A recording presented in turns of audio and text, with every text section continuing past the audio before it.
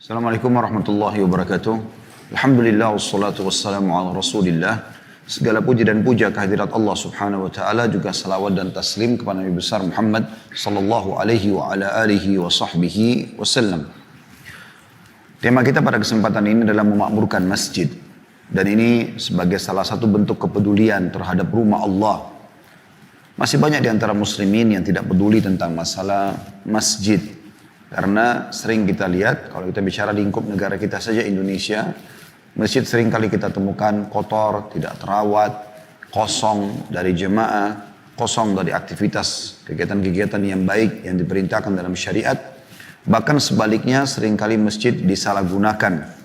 Di beberapa masjid bahkan digunakan untuk melakukan kemaksiatan kepada Allah subhanahu wa ta'ala dari perbuatan atau praktek syirik ataupun perbuatan-perbuatan bid'ah ataupun yang berhubungan dengan masalah kemaksiatan lainnya seperti digunakan untuk pacaran di halaman masjid dan seterusnya yang sudah tidak asing kadang-kadang terdengar. Maka kita berharap diikhlaskan niatnya oleh Allah subhanahu wa ta'ala. Pada kesempatan ini akan kita bahas tentang masalah bagaimana memakmurkan masjid itu. Beranjak daripada hadis Nabi alaihi salatu wassalam, saudaraku seiman, dan hadis ini hadis sangat mulia. Bila setiap orang yang antara kita memahami masalah ini, saya yakin insya Allah kita tidak akan sia-siakan masjid. Yaitu hadis riwayat Imam Muslim dari Abu Hurairah radhiyallahu anhu bahwasanya Nabi SAW bersabda, "Ahabbul biladi ilallahi masajiduha wa abghadul biladi ilallahi aswaquha." Tempat yang paling Allah cintai pada sebuah negeri adalah masjid-masjidnya. Dan tempat yang paling Allah benci di dalam negeri itu, atau setiap negeri itu, adalah pasar-pasarnya. Potongan hadis yang pertama adalah yang jadi saksi bahasan kita. Bagaimana semua titik tanah yang dibangun masjid di sebuah wilayah di muka bumi ini akan menjadi tempat yang paling Allah cintai. Dan ini berarti teman-teman sekalian rentetannya banyak sekali. Ini sangat mulia orang yang tinggal di dekat masjid, ya, yang mengurus masjid, yang membangunnya, dan segala macam hal yang akan kita sebutkan insya Allah bagaimana sebenarnya harusnya atau bagaimana seharusnya memakmurkan masjid itu. Juga dalam riwayat yang lain diriwayatkan oleh Tabarani, Al-Hakim dan disahihkan oleh Syekh Albani dalam Sahihul Jami' nomor 3271 di mana Nabi SAW bersabda, "Khairul biqa'il masajid wa syarruha al-aswaq." Sebaik-baik tempat adalah masjid dan seburuk-buruk tempat adalah pasar. Tentu hadis ini bukan berarti menyatakan bahwasanya kita tidak boleh masuk ke pasar, tidak boleh menjadi pedagang di pasar, bukan itu. Tetapi yang dimaksudkan adalah kalau dibandingkan dengan masjid, maka akan sangat jauh sekali. Ya. Bagaimana seharusnya masjid itu dimuliakan, didahulukan, dan bukan hanya sekedar tempat untuk lewat begitu saja. Tapi memang dia tempat yang sangat dimuliakan oleh Allah subhanahu wa ta'ala. Dan siapapun yang memuliakan apa yang Allah muliakan, tentu dia akan dimuliakan oleh sang pencipta Allah. Ya. Kalau Anda bekerja di satu perusahaan, kemudian Anda tahu pemilik perusahaan itu atau pimpinan Anda menyukai sesuatu, misal kebersihan, kerapian, pekerjaan yang tepat waktu, dan apa sajalah. Ya. Maka saya yakin kalau Anda bisa menjaga itu, Anda pun akan punya kedudukan di sisi sang pemilik perusahaan ataupun atasan Anda tadi. Maka ini contoh rasionalnya saja. Oleh karena itu teman-teman sekalian, kesempatan ini kita berharap masjid itu diisi dengan hal-hal yang baik, kebersihan, kerapian. Dan ini sekaligus bentuk dukungan kepada para anak-anak muda muslim yang mulai sekarang bergerak untuk membersihkan masjid-masjid Allah, dijadikan sebagai program di waktu-waktu lowong atau waktu libur. Ini hal-hal yang sangat baik, sangat positif. Kita membersihkan rumah Allah subhanahu wa ta'ala. Dan saya yakin tidak ada indikasi duniawi di situ. Akan murni seseorang atau setiap muslim melakukannya karena Allah subhanahu wa ta'ala. Dan berapa banyak masjid Allah yang menjadi peluang pahala buat kita. Yang bisa kita jadikan sebagai program rutin kita. Harian kah, pekanan kah, atau bulanan. Ya, untuk membersihkan bersama-sama. Apalagi di Indonesia ada satu budaya yang menarik, yaitu budaya gotong royong. Di waktu-waktu libur biasanya gotong royong membersihkan komplek perumahan, membersihkan rumah sekitar, mungkin got, mungkin halaman, mungkin pagar, mungkin apa saja, termasuk tempat ibadah, yaitu masjid yang merupakan rumah Allah subhanahu wa ta'ala. Ingatlah, tadi sudah kita buka penyampaian kita ini dengan hadis Nabi SAW tadi yang mengatakan bahwasanya sebaik-baik tanah lokasi yang ada masjidnya. Maka kalau ada orang sengaja mencari rumah karena di situ ada masjid dekatnya, ya, supaya dia bisa sholat 5 waktu, ini sebuah niat yang luar biasa. Gitu. Apalagi orang yang sengaja mewakafkan tanah kemudian membangun masjid, ini punya keutamaan tersendiri. Salah satu bentuk makmurkan masjid yang terbesar adalah tadi, yaitu membangunnya dan juga merawatnya. Allah berfirman tentang masalah masjid ini di dalam surah Jin ayat 18. A'udzu billahi minasyaitonir rajim. Wa annal masajida lillahi fala tad'u ma'allahi ahada. Sesungguhnya masjid-masjid itu adalah kepunyaan Allah. Walaupun yang bangun kita manusia, tapi begitu kita niatkan masjid, maka dia menjadi miliknya Allah. Rumah Allah dinamakan. Maka jangan kamu menyembah seseorang di dalamnya selain Allah. Jadi ayat ini menjelaskan tentang masalah bagaimana kedudukan masjid pada saat sudah diwakafkan untuk masjid, maka dia akan menjadi milik Allah subhanahu wa ta'ala. Dan dari sisi lain, Allah subhanahu wa ta'ala justru menghardik orang-orang yang merusak masjid, ya, menyalahgunakan masjid, tidak merawatnya. Kita bisa lihat dalam surah Al-Baqarah, surah nomor 2 ayat 114, Allah subhanahu wa ta'ala menghardik mereka. Seraya berfirman, a'udzubillahi minasyaitonir rajim, man azlamu mimman mana'a masajidallahi an yudhkara fiha ismuhu wa sa'a fi kharabiha ulaika ma kana lahum an yadkhuluha illa khaifin lahum fid dunya khizyun wa lahum fil akhirati adzabun azim. Yang artinya, dan siapakah yang lebih zalim, lebih aniaya, ya, daripada orang yang menghalang-halangi menyebut nama Allah dalam masjid-masjidnya dan berusaha untuk merobohkannya, merusaknya, mengotorinya. Mereka itu tidak sepatutnya masuk ke dalamnya atau masjid Allah kecuali dengan rasa takut atau perasaan takut. Mereka di dunia mendapatkan kehinaan dan di akhirat mendapatkan siksa yang berat. Ada sebagian negara-negara yang sengaja merobohkan masjid, ya, atau masuk dalamnya adalah tadi menghalang-halangi orang menuju ke masjid sehingga orang tidak bisa sholat. Atau ada aktivitas yang baik di masjid, yang mengingat Allah subhanahu wa ta'ala, majelis ilmu, lalu dilarang. Semua masuk dalam masalah ini. Ancamannya sangat berat tentunya. Itu dikatakan di sini, lahum fid dunya khiz. Mereka di dunia mendapatkan kehinaan, walahum fil akhirati azabun azim. Dan di akhirat mereka mendapatkan azab yang pedih. Ya. Kemudian dalam surah At-Taubah, surah nomor 9 ayat 18, Allah memastikan siapa yang layak memakmurkan masjid. Dan ini sebuah karunia yang sangat besar pada saat kita bisa membangun masjid, merawatnya, mengurusnya, membersihkan, dan segala macam hal yang bisa kita lakukan, ya, di masjid itu untuk memuliakan masjid, maka masuk dalam janji Allah subhanahu wa ta'ala di sini. Dalam surah At-Taubah ayat 18 yang berbunyi, A'udzubillahi minasyaitonir rajim. Innama ya'muru masajidallahi man amana billahi wal yawmil akhir wa aqamas salata wa ataz zakata wa lam yakhsha illa Allah fa'asa ulaika an yakunu minal muhtadin. Yang memakmurkan masjid-masjid Allah ialah orang-orang yang beriman kepada Allah, sampai bisa dijadikan tolok ukur keimanan seseorang. Itu bisa dilihat peduli nggak kepada masjid atau rumah Allah.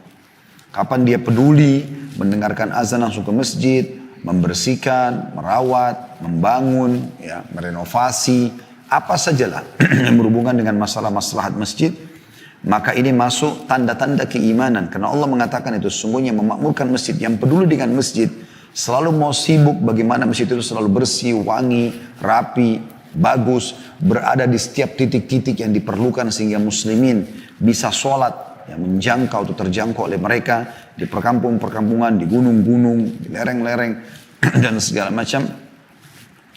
Mereka tanda-tanda keimanan mereka dapatkan, dan Allah mengatakan yang memakmurkan masjid-masjid Allah adalah orang-orang yang beriman kepada Allah dan hari kemudian, hari akhir, serta tetap mendirikan sholat, menunaikan zakat, dan tidak takut kepada siapapun selain kepada Allah.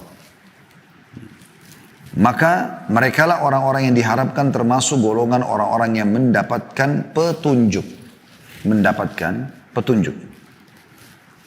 Kita bisa melihat teman-teman sekalian, perkataan para ulama tentang At-Taubah ayat 18 ini.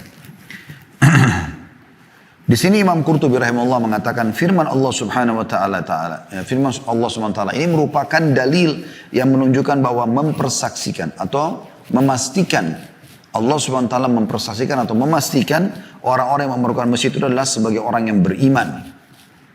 Jadi tidak mungkin orang mau datang ke masjid, mau ngurus masjid, mau merawat masjid kecuali karena keimanannya. Kalau tidak maka tidak ada yang lain. Ya. Karena Allah Azza wa Jal mengaitkan keimanan dengan perbuatan terpuji ini. Bahkan sebagian salaf mengatakan, jika engkau melihat seseorang hamba yang selalu memakmurkan masjid, maka bersangka baiklah kepadanya. Jadi bisa dijadikan sebagai orang yang baik penilaiannya. Juga termasuk dalam masalah hal-hal yang seperti ini teman-teman sekalian adalah Ibnu Katsir rahimahullah. Beliau mengatakan, menukil sebuah ucapan Ibnu Abbas radhiyallahu anhuma. Beliau mengatakan, barang siapa yang mendengar seruan azan untuk sholat berjamaah di masjid, kemudian dia tidak menjawabnya dengan mendatangi masjid dan sholat berjamaah, maka tidak ada sholat baginya dan sungguh dia telah bermaksiat durhaka kepada Allah dan Rasulnya. Kemudian Abdullah bin Abbas membacakan ayat tadi. At-Taubah ayat 18. Ini pendapat beliau radhiyallahu anhuma. Karena salah satu bentuk tanda keimanan adalah seseorang kalau dengar azan, sholat. Kalau anda mau pilih pendapat yang paling sederhana, yang mengatakan sunnah muakkad adalah sholat di rumah, tapi jangan tidak dihiraukan sama sekali. Tapi jumhur ulama, Imam Ahmad, Imam Malik, Abu Hanifah mewajibkan, apalagi setiap laki-laki untuk menghadiri masjid. Ya, dalam hal memakmurkan masjid itu. Dan kemudian masjid juga harus dihindari dari segala macam hal-hal yang buruk. Ya, karena di sini dikatakan beriman kepada Allah hari akhir, seperti ya, hal-hal yang dilakukan dalam hal-hal yang keliru. Ya, dari perbuatan syirik misalnya. Ya. Kemudian perbuatan-perbuatan yang tidak ada contohnya dari dalam syariat Allah Subhanahu wa taala, atau melakukan kemaksiatan secara umum. Ibnu Katsir berkata rahimahullah juga tambahannya, masalah memakmurkan masjid adalah memakmurkan masjid bukan hanya menghiasi dan memberikan fisiknya saja. Akan tapi memakmurkan masjid, memakmurkannya adalah dengan berzikir kepada Allah dan menegakkan syariat di dalamnya. Serta membersihkan dari kotoran atau maksiat dan juga kesyirikan atau menyekutukan Allah Subhanahu wa ta'ala. Jadi banyak sekali orang sekarang sibuk membangun masjid tapi mungkin dia tidak sadar kalau dari uang korupsi atau uang yang haram maka tidak diterima oleh Allah Subhanahu wa ta'ala. Itu termasuk kemaksiatan. Atau membangun masjid kemudian melakukan kegiatan-kegiatan kesyirikan di dalamnya. Dan terlalu banyak yang dilakukan pelanggaran-pelanggaran dalam masalah-masalah seperti ini. Seperti contoh misalnya, ada orang bangun masjid tapi dia juga ikut membangun kuburan di dalamnya. Tanpa mengengahkan hadis Nabi SAW. Perhatikan teman-teman, hadis ini hadis sahih riwayat Imam Muslim. Masjid untuk ibadah, bukan untuk kuburan. Maka kuburan lebih jauh dari masjid, maka lebih baik tentunya. Sebagaimana hadis riwayat Muslim dikatakan dari Aisyah radhiyallahu anha bahwasanya Ummu Habibah, Aisyah yang benar adalah Aisyah an Aisyata anna Ummu Habibah wa Ummu Salamah.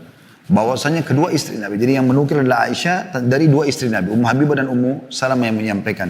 Zakarata kanisatan ra'ainaha bil Habasyah. Keduanya Ummu Habibah dan Ummu Salamah menyampaikan tentang kesaksian keduanya melihat gereja di Habasyah di Ethiopia pada saat mereka sedang hijrah ke Ethiopia. Fiha tasawiru li Rasulillah sallallahu alaihi wasallam. Yang di dalamnya itu terdapat gambar-gambar. Dan sebagiannya berisi tentang gambar-gambar para rasul. Faqala Rasulullah SAW, Inna ulaik idha kana fihim ar-rajulus salihu famata banu ala qabrihi masjidah. Maka Nabi SAW waktu mendengar itu menyampaikan, sesungguhnya mereka-mereka itu, kan bicara tentang gereja, berarti orang-orang Nasrani. Mereka kalau ada orang soleh yang meninggal di antara mereka, maka mereka membangun di kuburannya tempat ibadah. Wasawwaru fihi tilkas suwar. Lalu mereka menggambar di dinding-dinding tentang orang soleh itu. Ulaika syirarul khalqi indallahi yawmal qiyamah. Mereka adalah seburuk-buruk orang di sisi Allah pada hari kiamat nanti. Dan hadis ini dikuatkan dengan hadis yang lain Diriwayatkan juga oleh Imam Muslim dari Aisyah radhiyallahu anha bahwasanya beliau berkata, qala Rasulullah sallallahu alaihi wasallam, Rasulullah SAW bersabda, fi maradhihi alladhi lam yakun minhu, yang beliau menyampaikan ini pada saat beliau sedang sakit yang membuatnya tidak bisa bangun lagi. Maksudnya sudah pada saat mau wafat ya. Ini pesan terakhir Nabi SAW. Beliau mengatakan, la'anallahu al-yahuda wan nasara ittakhadhu qubur anbiya'ihim masajid. Semoga Allah melaknat orang-orang Yahudi dan Nasrani, atau Allah melaknat orang-orang Yahudi dan Nasrani karena mereka menjadikan kubur-kubur Nabi mereka sebagai tempat untuk ibadah. Ya, jadi masjid tidak boleh ada hubungannya sama kuburan dalam Islam. Harusnya dihindari. Begitu juga dengan riwayat Imam Muslim yang lain. Dinukil juga dari Jundab radhiyallahu anhu qala sami'tu Rasulullah sallallahu alaihi wasallam qabla an yamuta bi khamsin. Aku mendengarkan Rasulullah SAW bersabda 5 hari sebelum beliau wafat. Wa huwa yaqul inni abra'u ila Allah an yakuna li minkum khalil. Sesungguhnya aku berlepas diri ya, untuk memiliki salah satu kekasih dari kalian. Maksudnya khalil ini orang yang betul-betul sangat dekat sekali. Nabi SAW mencintai kita semua, mencintai para sahabatnya, tapi tidak diistilahkan dengan khalil. Khalil ini ya orang yang luar biasa dicintai ya, yang memiliki kedudukan khusus sekali. Ada alasannya, beliau mengatakan, fa inna Allah Ta'ala qad ittakhadhani khalila kama ittakhadha Ibrahim khalila. Karena Allah telah menjadikanku kekasih khususnya sebagaimana ia telah menjadikan Ibrahim sebagai khalil atau kekasihnya juga. Walau kuntu muttakhidan min ummati khalilan lattakhadtu Abu Bakar khalila. Kalau seandainya aku boleh mengambil dari umatku kekasih yang khusus diistilahkan dengan khalil, maka aku akan jadikan Abu Bakar sebagai khalilku. Wa inna man kana qablakum kanu yattakhiduna qubur anbiya'ihim wa salihihim masajid. Dan ketahuilah orang-orang sebelum kalian, maksudnya Yahudi dan Nasrani, telah menjadikan tempat-tempat ibadah mereka atau kuburan-kuburan para nabi dan orang-orang saleh mereka sebagai tempat ibadah. Ala fala tattakhidul qubura masajida inni anhaakum an dzalik. Ketahuilah jangan pernah kalian jadikan kuburan sebagai masjid ya, karena aku melarang kalian itu. Baik itu kuburan lalu dibangun masjid atau memang di kuburannya sendiri dilakukan seperti aktivitas di masjid. Kuburan kita datang menziarahinya. Ya. Kita mengucapkan salam, mendoakan mayit, tapi tidak menjadikannya seperti masjid sebagaimana banyak dilakukan oleh sebagian orang di waktu kita sekarang ini. Baik teman-teman sekalian, kita akan masuk lebih dalam lagi membahas tentang masalah masjid ini, yaitu bagaimana sebenarnya atau apa sih rangkaian daripada memakmurkan masjid. Yang pertama adalah membangun masjid itu sendiri, mendirikan masjid. Ini yang saya bilang tadi, sempat saya singgung, puncak daripada memakmurkan masjid. Rincian tadi dari surah Taubah ayat 18. Jadi orang tidak mungkin bangun masjid, umumnya ya, yang ikhlas karena Allah SWT, kecuali memang karena dia ingin berharap rahmat Allah SWT. Karena tidak asing lagi hadis Nabi SAW yang berbunyi, man bana masjidan yabtagi bihi wajhullah atau wajhallah banallahu lahu mithlahu fil jannah wa fi riwayat Muslim baitan fil jannah. Yang artinya barang siapa membangun masjid karena mengharapkan wajah Allah ikhlas, maka Allah akan membangunkan untuknya yang semisalnya di surga. Seperti apa yang dia bangun di dunia, maka Allah akan bangunkan baginya di surga. Kemudian riwayat Imam Muslim, ini riwayat Bukhari, riwayat Imam Muslim, Allah akan bangunkan untuknya istana di surga. Jadi tidak harus sama, tapi Allah akan membangunkan untuknya istana di surga. Juga makna hadis riwayat Bukhari, Allah akan bangunkan yang semisalnya di surga, bukan berarti semisal 100% seperti itu. Misalnya orang bangun musola hanya 5 kali 5 meter. Bukan seperti itu. Tapi maksudnya Allah akan memberikan kepada dia sesuai dengan kadar keikhlasannya balasan di surga nanti. Dan surga tentu sudah disebutkan. Bangunan-bangunannya dindingnya dari emas, dari perak, ya, tanahnya dari kasturi dan segala macam, akan seperti itu tentunya, akan seperti mengikuti bangunan-bangunan surga. Juga pernah ada para sahabat berkata, ya Rasulullah, tidak semuanya orang bisa membangun masjid. Karena pikiran mereka bangun masjid biayanya besar, seperti kita sekarang mungkin. Mungkin teman-teman yang sedang ikuti acara kita ini berpikir bangun masjid Besar sekali biayanya. Apalagi kalau mau masjid yang bagus ya, misal contoh. Maka pernah ditanyakan oleh para sahabat, ya Rasulullah, tidak semua orang bisa bangun masjid. Karena mereka berpikir biayanya besar. Maka jawaban Nabi SAW, man bana lillahi masjidan walau kamafhasin qitatin au asgharan banallahu lahu baitan fil jannah. Barang siapa yang membangun sebuah masjid karena atau untuk Allah, walau seukuran sarang burung atau lebih kecil dari itu. Jadi kalau ada burung yang paling kecil ukurannya, burung apa misalnya, kita lihat bagaimana sarangnya dia, hanya kadang-kadang untuk meletakkan sebutir telur atau dia saja untuk numpang di situ, kecil sekali. Bahkan sangat mudah untuk kita bongkar gitu kan. Jadi tidak bicara ringkup burung yang besar. Maka siapa yang membangun sekecil itu saja, Allah tetap akan bangunkan baginya istana di surga. Artinya dari hadis ini, kita bisa ambil pelajaran teman-teman sekalian, bahwasanya orang yang membangun, menyumbang semampunya, misal kotak amal masjid, atau ada masjid lagi, masjid dengan meletakkan kotak pembangunan, bantuan masjid tersebut di depan masjid, seperti kita sering temukan di pinggir jalan, atau kotak amal dalam masjid, sehingga dia menyumbang di situ, atau misalnya dia transfer, karena di zaman kita sekarang sudah lebih mudah, dia dapat informasi di medsos tentang masjid lagi dibangun, kemudian dia memberikan, dia transfer, maka sama semuanya. Sebesar apapun dia berikan, lalu uang itu dicampur atau digabungkan dengan uang-uang yang lain, sehingga dipakailah entah uang itu lari kemana, ke semen kah, ke pasir kah, atau apa saja. Maka semua itu sama, Allah Subhanahu Wa Taala akan berikan untuk dia istana di surga. Dan ini satu hal yang luar biasa, yang harus diperhatikan. Bahkan mestinya menjadi sebuah program bagaimana setiap muslim dan muslimah niat, innamal a'malu binniyat, sesuai dengan niatnya. Niat agar dia insya Allah sebelum meninggal dunia dia bisa membangun masjid. Atau paling tidak dia berusaha untuk memberikan di kotak-kotak masjid, ya, itu semampu dia. Jangan pernah lewatkan teman-teman sekalian kotak-kotak amal masjid yang butuh bantuan kecuali Anda menyumbang. Berapapun itu. Dan jangan juga pernah membatasi diri dengan sekali sumbangan. Ya. Karena setiap sumbangan ada pahalanya. Ada sebagian orang digoda oleh syaitan. Karena syaitan kalau tidak bisa membuat kita meninggalkan perbuatan baik atau melakukan kemaksiatan, maka minimal dia mengurangi dari perbuatan yang paling bagus, paling afdal kepada perbuatan yang di bawahnya. Gitu kan. Misal contoh, syaitan bisa membisikkan Anda, ini kotak amal sudah 1 bulan di sini. Saya sudah pernah nyumbang, sekali cukup lah. Kemudian dia lewatin saja tanpa menyumbang lagi. Kecuali ada darurat, Anda tidak bawa duit. Atau misalnya kalau mampir mungkin macet, nggak memungkinkan. Yang penting Anda pernah menyumbang. Tapi kalau ada kesempatan, Anda bisa mampir motor dan berapa detik sih. Buka jendela mobil, ya, mampir motor sebentar lalu kemudian taruh. Kadang-kadang ada orang pengurus masjid duduk dari pagi sampai siang. Ya, memegang jaringnya, saya sering lihat itu. Kenapa kita tidak letakkan uang di situ? Semampu kita. Ya. Kalau kemarin sudah dicatat oleh malaikat, hari ini, besok, kita tidak pernah tahu teman-teman sekalian, amal mana yang Allah terima. Jangan pernah mencukupkan diri untuk mengerjakan 1 kali perbuatan. Kenapa kita teman-teman setiap kali mau makan baca bismillah? Kenapa setiap habis makan baca alhamdulillah? Kenapa kita setiap masuk masjid ada doanya? Dan kenapa tidak sekali seumur hidup saja?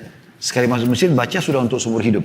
Kenapa keluar masjid juga ada doanya? Mau masuk rumah, keluar rumah, pakai baju, buka baju. Mau makan, mau minum, mau masuk kamar mandi, keluar kamar mandi, mau berhubungan biologis, mau tidur, bangun tidur. Selalu setiap saat. Karena setiap saat ada catatan amalnya. Jadi jangan disia-siakan walaupun amal itu terulang. Ya. Bukan kita dalam sholat baca iftitah bolak-balik, kita baca Al-Fatihah dan seterusnya. Terulang semuanya. Karena ini akan dicatat terus oleh Allah Subhanahu Wa Taala. Dan mana Anda tahu amal mana yang diterima, dan juga dari sisi lain mungkin itu kesempatan terakhir Anda beramal. Saya pribadi coba tanamkan dalam diri saya, semoga teman-teman juga bisa menerapkan itu. Kalau ada kesempatan berbuat amal saleh, maka anggap itu amal terakhir kita.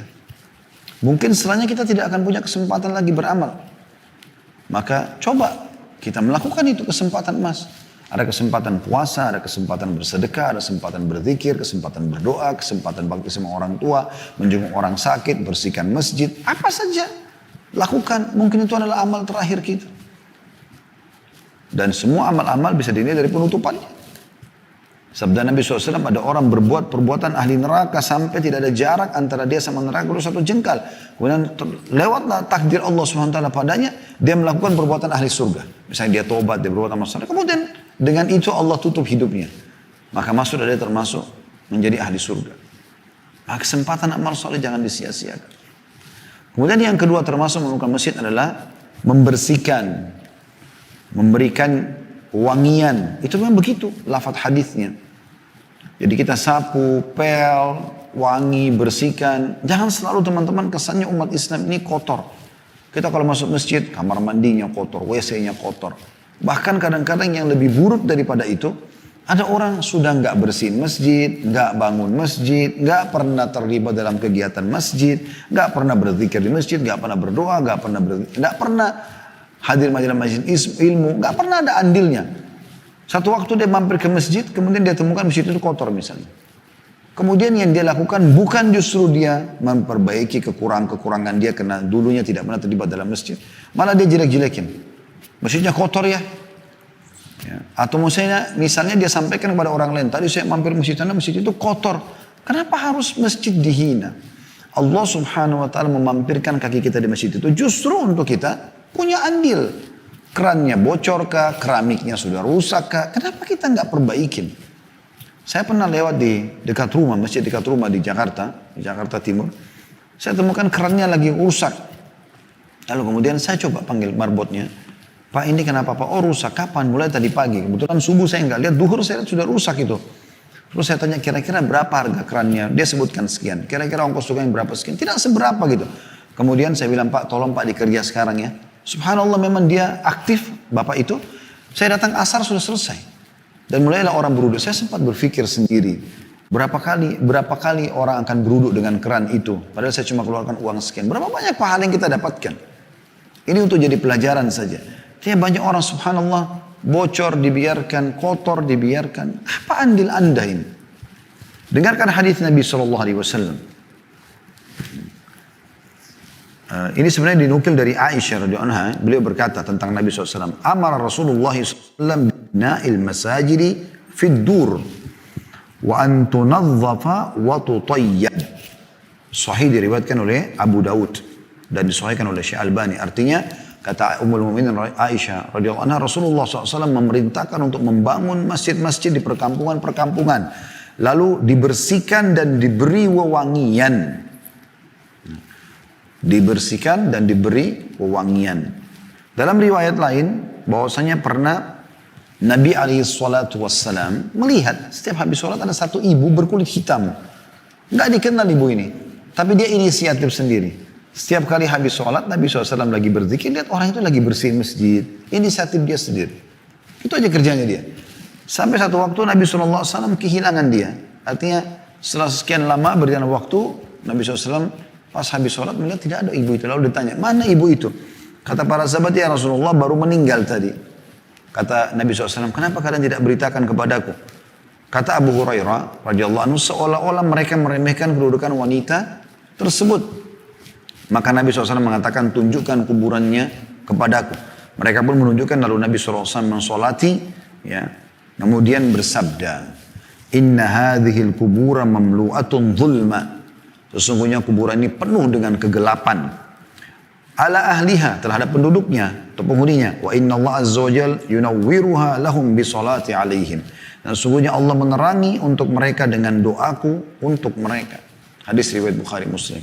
Tapi saksi bahasan kita teman-teman bagaimana masjid itu dirawat, dibersihkan. Ada hadis yang menegur ya. Kata Nabi SAW, sungguh seburuk-buruk perbuatan adalah meludah di masjid. Bahkan ada ancaman laknat orang yang meludah ke arah kiblat. Nabi SAW pernah masuk masjid mendapatkan ludah melekat di dinding. Dan Nabi SAW marah. Dan beliau mengatakan termasuk dosa adalah meludah di masjid. Kemudian untuk membersihkan dosa itu maka dia membersihkannya. Atau menutupnya dengan tanah. Di zaman Nabi SAW belum ada lantai, belum ada keramik ataupun granit atau marmer kayak kita sekarang. Maka tanah saja, maka menimbunnya. Itu saking pentingnya untuk menjaga kebersihan masjid. Ya. Jadi di sini teman-teman dari hadis yang kita baru baca tadi, penyampaian Aisyah radhiyallahu anha dalam hadis sahih tadi, Diriwayatkan Abu Daud, pentingnya untuk membersihkan masjid. Apalagi kalau kita lakukan sukarela. Saya sangat bersyukur kepada Allah Subhanahu Wa Taala karena rata-rata pengurus masjid kita di Indonesia ini umumnya sukarela. Yang menjadi ketua masjid, yang menjadi ketua yayasannya, yang menjadi staf-stafnya, yang menjadi muadzinnya, yang menjadi imamnya. Ini sangat bagus. Lillahi ta'ala. Walaupun boleh saja tentunya dianggarkan gaji buat imam khusus, ya buat muadzinnya, ya untuk ada, kalau ke Indonesia ada kotak amal, mungkin kotak amal itu bisa digunakan untuk membiayai masjid sendiri. Dan jauh lebih baik kalau setiap muslim, ya tetangga-tangga masjid tersebut, tetangga-tangga rumah Allah ini, mereka justru yang peduli. Mereka yang menyumbangkan ya pembersih, pewangi, mereka terjun di hari-hari libur untuk membersihkan dan seterusnya. Ini termasuk amal yang mulia dan masuk dalam tadi makna tafsir surah At-Taubah 18. Dinyatakan, dipastikan mereka beriman kepada Allah hari akhir dan juga mereka dipastikan akan mendapatkan keberuntungan. Yang ketiga yang harus dilakukan adalah tilawatul Quran, berzikir, majelis ilmu. Dan ini termasuk ya, hal-hal yang harus dijaga di masjid. Jadi jangan masjid itu hanya sekedar untuk ya, melakukan duduk-duduk, ngobrol-ngobrol kosong gitu kan. Bahkan saya pernah mampir di salah satu lembaga di kota Makassar ini. Tidak usah saya sebutkan lembaga apa. Kemudian saya pas azan duhur, saya masuk ke masjidnya. Nanti di masjid itu, subhanallah begitu saya masuk, pemandangan yang tidak nyaman gitu. Karena para petugas-petugas atau pegawai yang ada di situ, mereka kumpul laki-laki sama perempuan. Terus perempuannya itu ada yang tiba-tiba bukan musola, bukan di tempat perempuan yang tertutup dengan hijab ya. Jadi di tempat itu, masjid itu, atau kita bisa katakan musola sebenarnya, tapi dia bentuk seperti masjid. Itu ada yang sambil tengkurap, ada yang main handphone, ada yang ketawa-ketawa sama teman laki-lakinya. Pemandangan yang tidak nyaman, sepintas gitu saya sempat melihat. Gitu. Ini satu hal yang disayangkan sekali. Masjid bukan tempat untuk seperti itu. Ataupun ada orang yang sengaja mengotori masjid. Ya. Misal maaf dia flu, beringus, kotorannya main ditaruh, digosok di karpet, atau dia bersin. Sunnah Nabi SAW teman-teman, kalau orang bersin itu menutup. Dikatakan Nabi SAW perintahkan siapapun yang bersin dan terkadang maka tutuplah dengan atau ujung kain bajunya atau dia menggunakan sapu tangan, bukan dibiarkan dia bersin sehingga kena ke sejadah masjid, ke lantai masjid yang mungkin akan mengganggu orang lain. Ya. Karena salah satu yang dilarang adalah mengganggu orang lain di masjid, nggak boleh. Sampai pernah Nabi SAW melarang orang yang makan bawang mentah belum digoreng atau belum direbus ya. Sehingga mengeluarkan bau mulut yang kurang sedap. Nabi SAW melarang untuk mendekati masjid. Semuanya agar jangan sampai mengotori masjid ataupun mengganggu orang-orang yang sholat di situ. Ya. Jadi sebagai masuk masjid itu dalam kondisi badan kita bersih, wangi. Allah SWT perintahkan. Ya bani Adam khudhu zinatakum inda kulli masjid. Wahai anak Adam, ambillah perhiasan terbaikmu pada saat kau menuju ke masjid. Baju terbaik, minyak wangi terbaik, kopiah terbaik, sejadah terbaik. Memang terbaik. Bukan untuk pamer-pamer. Tapi karena perintah Allah Subhanahu Wa Taala. Jangan karena mau sholat di masjid, bajunya itu aja terus. Ada orang mungkin 10 tahun, baju itu aja yang dipakai ke masjid. Seakan-akan tidak penting untuk pakai baju yang bagus ke masjid. Perintah Allah Subhanahu Wa Taala. Ya. Perintah Allah Subhanahu Wa Taala. Sejadah sudah sampai tua, robek-robek, dibiarkan. Kenapa nggak perbaikin? Mau kena yang kotor dan segala macam hal. Maka ini harusnya diperhatikan. Dalam riwayat Imam Muslim, pernah baginda Nabi SAW bersabda pada saat melihat ada orang yang sempat di sudut masjid kencing. Orang Badui. Ya. Maka setelah meluruskan Badui tersebut, atau pada saat meluruskan beliau berkata, Inna hadhil masajida la tasluhu li syai'in min hadzal baul. Maksudnya masjid ini tidak layak untuk kencing seperti ini. Jangan dikotorin, bau. Ada sebagian masjid sampai baunya nggak sedap. Bukan karena masjidnya tapi orang-orang yang tidak merawatnya. Dan ini tujuan kita membahas, salah satu tujuan kita membahas adalah ini. Agar kita mulai sekarang mewangikan masjid, menghidupkan masjid, ya, merawat masjid, pahalanya besar. Kata Nabi SAW, sungguhnya masjid-masjid itu tidak layak atau tidak pantas digunakan untuk tempat kencing ataupun buang air besar. Tapi hanyalah ia dibangun untuk zikrullah. Zikrullah, berzikir, majelis ilmu, ya, berdoa, sholat dan membaca Al-Quran. Sholat dan membaca Al-Quran ini perintah. Ya. Nabi alaihi salatu wassalam. Dan ini harus diperhatikan teman-teman sekalian. Dan juga keutamaan orang menuju ke masjid tidak asing lagi. Kalau dia datang untuk sholat. Karena kan Nabi SAW mengatakan tadi, masjid itu bukan untuk kemaksiatan, tapi untuk sholat, zikrullah, majelis ilmu. Banyak sekali. Nabi SAW menghubungkan orang yang sholat di masjid dengan keutamaan yang besar. Sudah sangat masyhur hadis riwayat Muslim yang berbunyi, sabda Nabi SAW, "Man tawadda'a lis-shalah", siapa yang berwudu untuk sholat, maksudnya di rumahnya, fa asbaghal wudu, lalu dia menyempurnakan, dia membaguskan wudunya itu. Thumma masya ila sholatil maktubah. Kemudian dia jalan menuju ke masjid untuk sholat 5 waktu.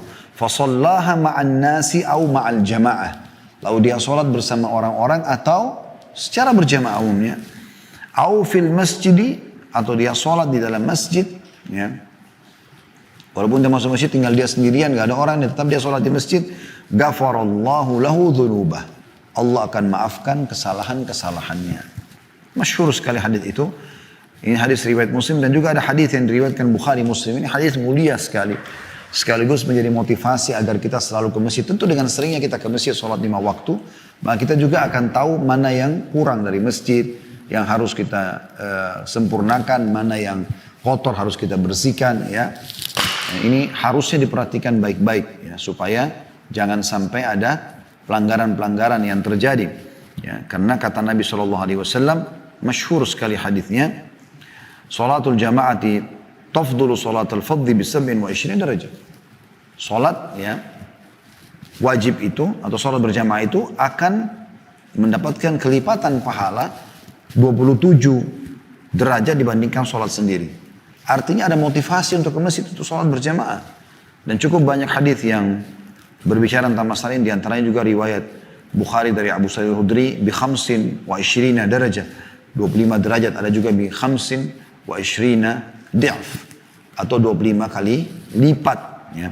Dan semua ini tujuannya tentu untuk membuat orang terbiasa ke masjid. Selain meraih keutamaan masjid juga tentu karena seringnya kita rutin datang ke masjid, jadi kita merawatnya juga. Kalau saya yakin teman-teman, setiap hari dalam subuh, duhur, asar, maghrib, isya, setiap orang yang datang ke masjid selalu niatnya selain sholat menjaga kebersihan. Misalnya dia wangi, sejadahnya wangi, dia mungkin bawa parfum, kemudian dia kalau mau sholat dia semprot sedikit bagian masjid, sedikit dia niat menyumbang buat masjid misalnya. Ya, ini satu hal yang luar biasa. Misal ada musolli atau orang yang sholat 10 orang, 20 orang, 30 orang. Anggaplah 50 orang misalnya, kalau sekarang dengan ada pengaturan jarak, ya, social distance misalnya. Oke, sekarang anggap masjid yang tadinya 100 orang cuma bisa 50 orang misalnya. Tapi kalau 50 orang ini teman-teman semuanya wangi, semuanya bersih, masa masjid itu tidak jadi wangi juga?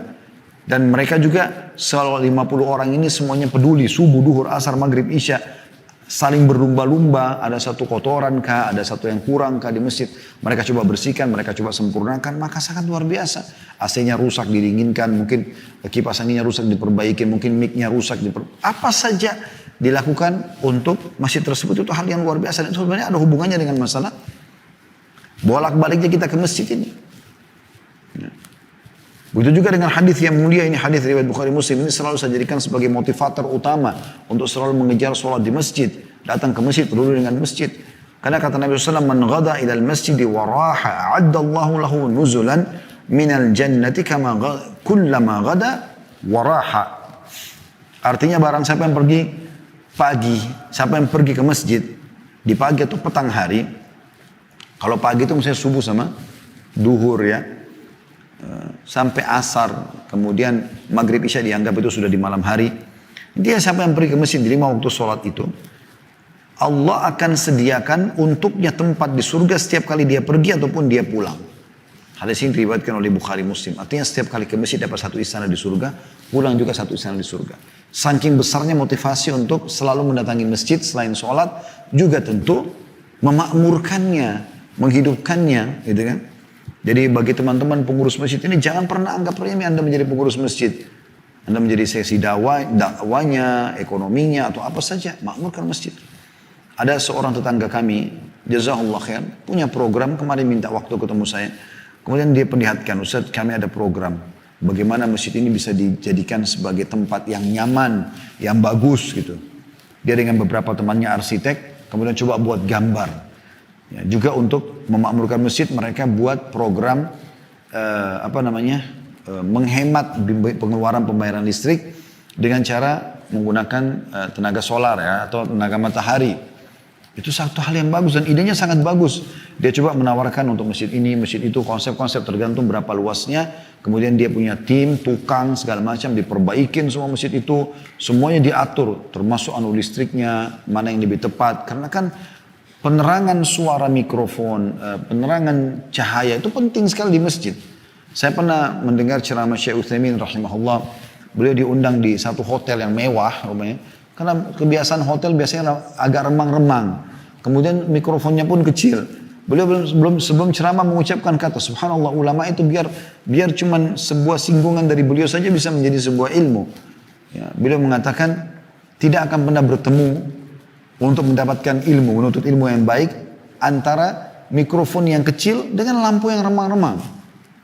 Jadi ini tidak mungkin. Sudah remang-remang, membuat orang umumnya mau ngantuk, mikrofonnya kecil, maka tidak akan ada manfaatnya, kan kecil.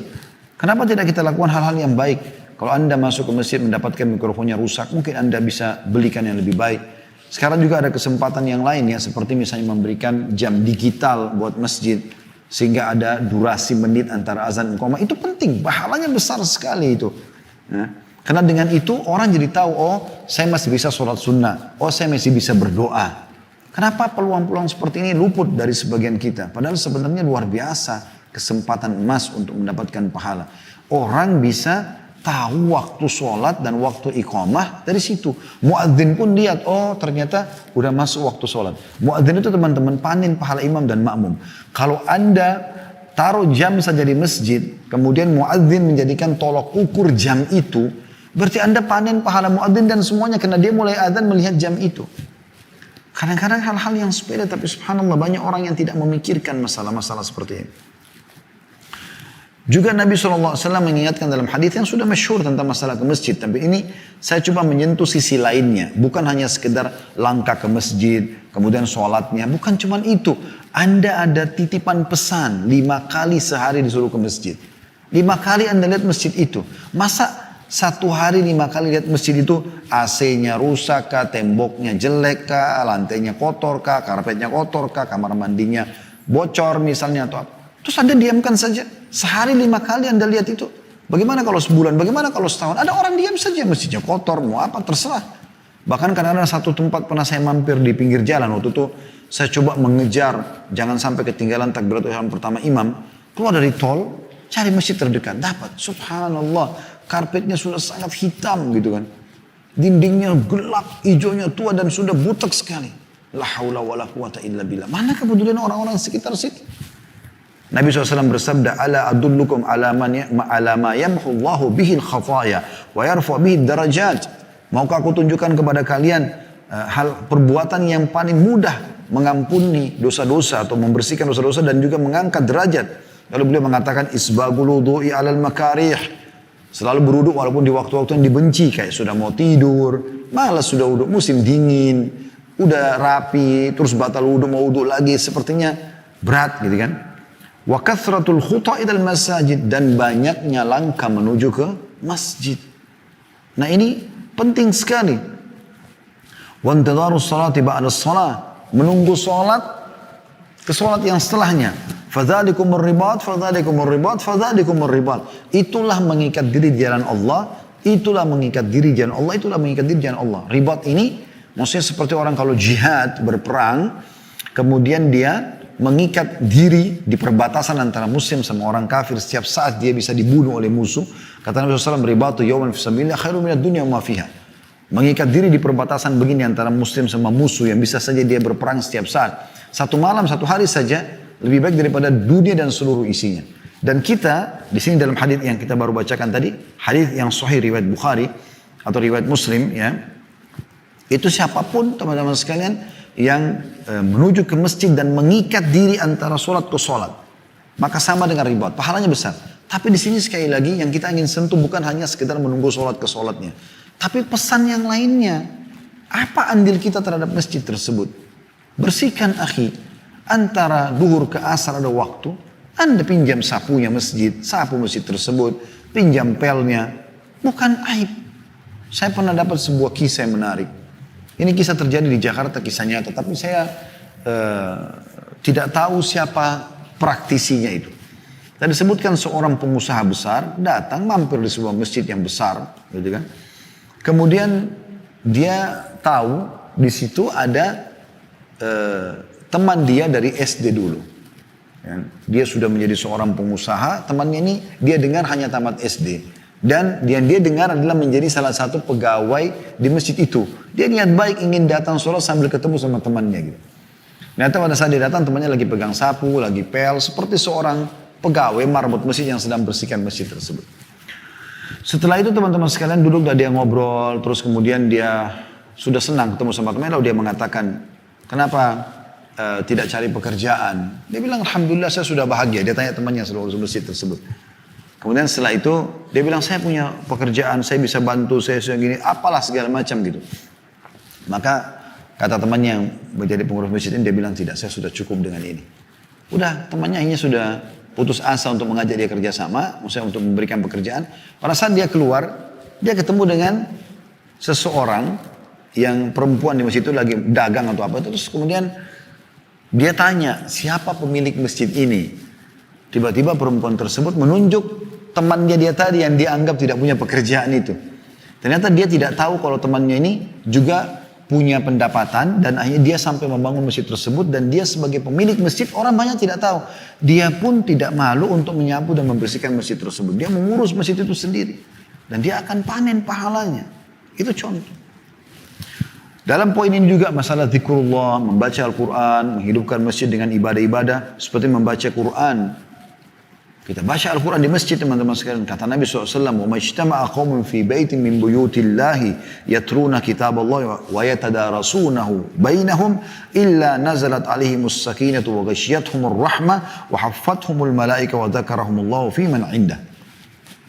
Dan tidaklah satu kaum berkumpul di salah satu dari rumah Allah, masjid, berkumpul. Insya Allah seperti kita misalnya berkumpul seperti ini. Ya. Untuk membaca kitab Allah, baca Al-Quran, apakah mentelawakannya atau mempelajarinya. Dan mempelajarinya, ya, membaca kitab Allah dan mempelajarinya. Di antara mereka, kecuali akan turun ketentraman kepada mereka. Teman-teman sekarang bisa rasakan dah kalau kita seperti ada ketenangan jiwa tersendiri. Ini bukan hanya begitu saja terjadi. Bukan hanya karena suasana masjid ini nyaman. Bukan hanya karena di sini dingin, sejuk, karena ada AC. Bukan. Allah subhanahu wa ta'ala menjanjikan melalui lisan Nabi Muhammad SAW ketentraman bagi orang yang duduk di masjid mempelajari. Dan juga rahmat akan menyeliputi mereka. Para malaikat menaungi mereka dan Allah akan menyebut-nyebut mereka di hadapan para malaikat di sisinya. Hadis sahih diriwayatkan oleh Imam Muslim. Kemudian juga dalam hadis yang lain, yang Nabi SAW berkata, hadis masyhur, hadis yang sahih. Beliau mengatakan, maukah seseorang di antara kalian, saya langsung terjemahkan saja, maukah seseorang di antara kalian menuju ke Buthan atau Akik? Buthan ini lembah di Madinah, Akik juga lembah. Jaraknya lumayan, agak jauh di antara keduanya. Tapi lembah ini di zaman Nabi SAW terkenal lembah yang tidak berpenghuni. Lembah Akik itu dihuni di zaman Utsman bin Affan. Jadi setelah Nabi SAW meninggal, Abu Bakar meninggal, Umar meninggal, baru zaman Utsman, baru kemudian penduduk Madinah melebar ke situ. Jadi dulu itu masih tempat yang asing dan jauh bagi mereka. Bagi teman-teman yang pernah ke Madinah, kalau lembah Akik itu pas berada di depan kampus kami dulu. Itu dikenal dengan lembah Akik, ya. Kalau Buthan sendiri saya belum tahu posisi pasnya, tapi jelas Nabi SAW mengatakan, maukah pada saat itu ya, seseorang dari kalian pergi ke Buthan atau Akik, kemudian dia mendapatkan 2 ekor unta besar, unta betina yang badannya sudah berwarna kemerah-merahan. Maksudnya ini unta yang paling mahal. Ya. Naqataini qaumawaini, ya. Unta yang besar, yang betina yang induk dan juga sudah badannya kemerah-merahan. Ini unta yang subur gitu kan, yang paling mahal. Tanpa ada maksiat, bukan mencuri dan juga bukan memutus silaturahim. Kata para sahabat, tentu ya Rasulullah. Siapa yang tidak mau? Dia pergi ke Buthan atau Akik, dekat tinggal jalan kaki. Kemudian saya dapat unta liar, nggak ada pemiliknya. Lalu kemudian dia bawa pulang. Tiba-tiba tiap hari dapat 2. Kata Nabi SAW, seseorang di antara kalian menuju ke masjid. masjid yang disebutkan. Lalu membaca 2 ayat Al-Quran. Lebih baik daripada 2 ekor unta. 3 ayat lebih baik daripada 3 ekor unta. 4 ayat lebih baik daripada 4 ekor unta. Dan begitulah kelipatannya. Qul huwallahu ahad itu 4 ayat. Bismillahirrahmanirrahim. Qul huwallahu ahad, Allahus samad, lam yalid wa lam yulad wa lam yakul lahu kufuwan ahad. Kita sekarang lagi baca di masjid ini, berarti sama dengan 4 ekor unta nilainya. Bagaimana kalau kita baca sekian banyak ayat dalam Al-Quran, ya? Itu penting sekali. Dan ini ada hubungannya dengan masalah masjid. Dan sekali lagi, berarti selain mengikat diri untuk ke masjid sholat 5 waktu, menunggu sholat dengan sholat, hadiri majelis ilmu, membaca Al-Quran di masjid. Semua ini bukan hanya sekedar pesan itu pesan intinya, tapi ada pesan tambahannya. Berarti kita disuruh selalu melihat masjid itu karena tempat kita beraktivitas. Sholat, baca Quran, hadir majelis ilmu, berzikir, berdoa. Artinya apa yang kau lakukan buat masjid itu? Lakukan sesuatu. Perbaikin, bersihkan. Ya.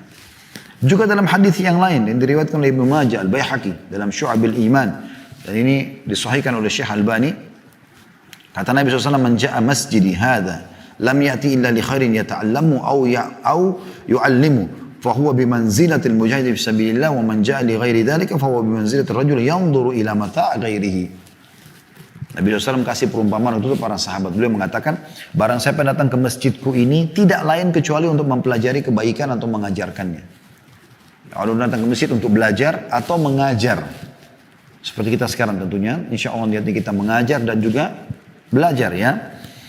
Maka kata beliau SAW, maka dia bagikan mujahid di jalan Allah. Seperti orang pergi jihad. Pahalanya besar sekali.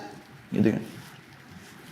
Sedangkan yang datang untuk selain itu, hanya untuk kumpul-kumpul, ngobrol urusan dunia, gak ada tujuannya untuk ibadah kepada Allah SWT, maka dia sama saja dengan orang yang melihat-lihat barang orang lain. Artinya tidak ada manfaat. Sekarang kalau kita lewat di pasar, kita cuma lihat-lihat barang orang. Bukan pemilik barang, enggak transaksi, enggak beli, ya, enggak juga dikasih, maka seperti itu keadaannya orang yang datang ke masjid tidak melakukan ibadah-ibadah ini. Begitu juga dengan masalah menuju ke majelis ilmu. Mudah-mudahan insya Allah kita termasuk sini. Ikhlaskan niat ikhwas sekalian. Rahimana rahimakumullah. Bagaimana kata Nabi SAW, "Man kharaja fi talabil ilmi fahuwa fi sabilillah hatta yarji'." Siapa yang keluar menuntut ilmu ke masjid atau yang lainnya, tapi kita misalnya bisa masalah masjid sekarang, ya, maka dia berada di jalan Allah sampai dia pulang ke rumahnya. Seperti dia sedang pergi berjihad. Hadis ini diriwayatkan Tirmidzi dan dihasankan oleh beliau. Ya. Dan juga Syekh Albani menyatakan hasan. Itu juga dengan hadis yang memastikan keutamaan orang mengikat diri di masjid supaya menghidupkan masjid itu. Hadis yang masyhur yang 7 golongan yang Allah naungi tidak ada naungan kecuali naungannya. Yang pertama imam yang adil, kemudian pemuda yang tumbuh di atas ibadah kepada Allah Subhanahu wa taala, kemudian ketiga laki-laki yang terpaut hatinya dengan masjid, maksudnya selalu habis sholat gelisah nunggu sholat yang setelahnya, jangan sampai ketinggalan, kan gitu. Dan ini sudah kita jelaskan tadi, salah satu tafsir atau makna daripada At-Taubah ayat 18, yaitu orang-orang yang hatinya ya, selalu terikat dengan masjid. Dia merasa selalu ingin bergantung pada masjid. Itu tanda-tanda keimanan. Mengurus masjid, tanda-tanda keimanan. Yang keempat, 2 orang yang saling mencintai karena Allah, bertemu, berkumpul, dan berpisah karenanya. Yang kelima, lelaki yang diajak berzina oleh seorang wanita yang cantik, punya kedudukan, namun dia mengatakan saya takut kepada Allah. Yang keenam, orang yang bersedekah sembunyi-sembunyi sampai tangan kanannya tidak tahu apa yang dikeluarkan oleh tangan kirinya, atau sebaliknya, tangan kirinya tidak tahu apa yang dikeluarkan oleh tangan kanannya. Yang ketujuh adalah orang yang berzikir kepada Allah sendirian, kemudian 2 matanya menangis. Tapi saksi bahasan kita tadi adalah golongan yang ketiga, masalah orang yang terpaut hatinya dengan masjid. Dan ini satu hal yang luar biasa. Ya, satu hal yang luar biasa. Jadi ini yang seharusnya bisa diperhatikan dalam masalah masjid ini. Semoga insya Allah ini bisa memberikan manfaat kepada kita semua tentang bagaimana kita memakmurkan masjid tersebut. Ya.